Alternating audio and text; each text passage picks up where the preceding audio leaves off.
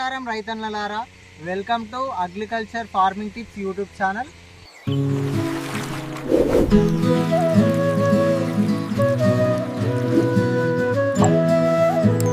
ఈరోజు మనం మా తోటలో ఏమేమి ఉన్నాయనే విషయాన్ని మీకు కొంచెం చెప్దామని నేను అనుకుంటున్నా.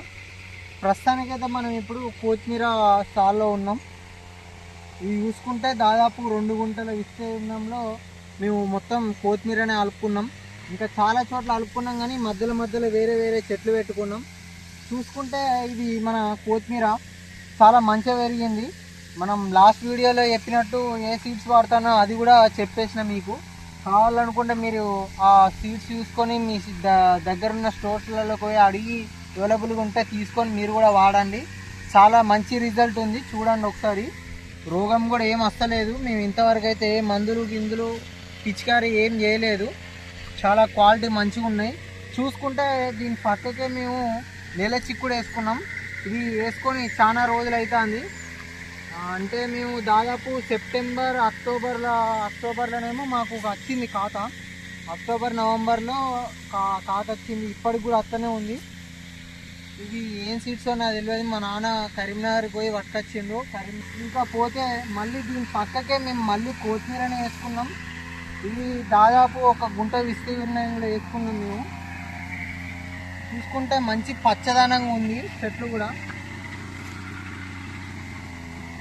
చూడండి, ఇది మనం ఇదున్న అది సేమ్ రెయిన్ పైప్తోనే ఇది పెట్టినాం అన్నమాట. ఎంత పచ్చగా ఉన్నదో, ఎంత పెద్ద పెరిగిందో చూడండి. ఇది రేపు పీకేసి హార్వెస్టింగ్ చేయాలి. లేకపోతే ఇంకో 10 రోజులు ఉంచినామా అంటే చెట్టు బాగా పెద్ద పెరిగిపోయి ఎవరైనా తీసుకోరు. బాగానే ఉంటుంది.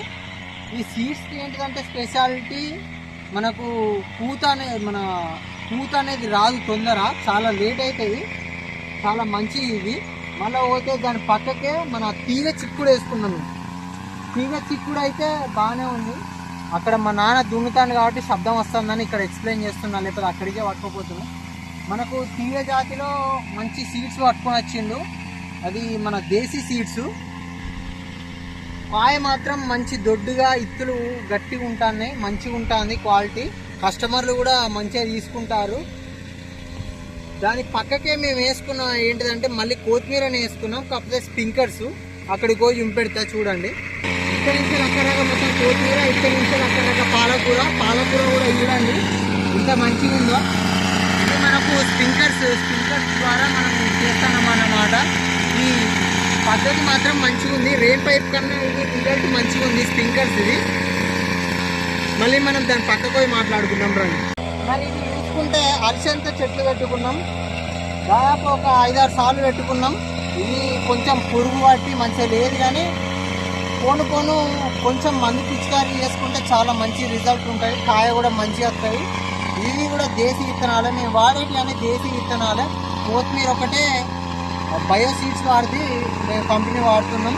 ఇది చాలా మంచిగా ఉన్నది. మరి దీని పక్కకే మేము వేసుకున్నాం ఇది మన తీగ చిక్కుడు. అక్కడ ఉన్న వెరైటీ ఇక్కడ కూడా వేసుకున్నాం.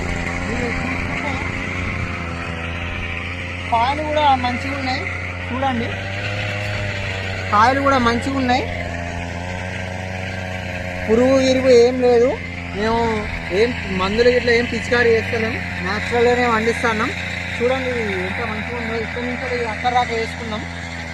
మరి దీని పక్కకే మేము ఏం వేసుకున్నాం అంటే తోటకూర వేసుకున్నాం. తోటకూర మన పెద్ద ఆకుల్ని కడి వేసుకుంటే వేయడమే. మరి దాన్ని చూద్దాం రండి.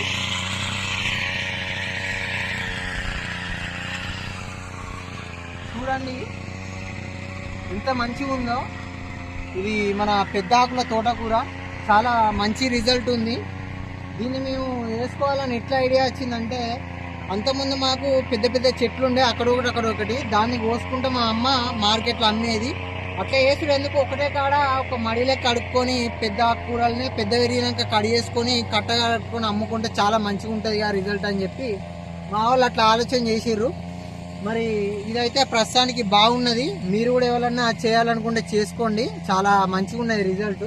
మరి దాని పక్కకే మేము బీరతోట వేసుకున్నాం. అక్కడికి పోయి మాట్లాడదాం. మరి ఇక్కడ చూసుకుంటే మనం 4-5 మల్చింగ్ షీట్లు వేసుకొని పందిరి మొత్తం బీరతోట వేసుకున్నాం. ఇది మంచిగా ఉన్నది కాయ.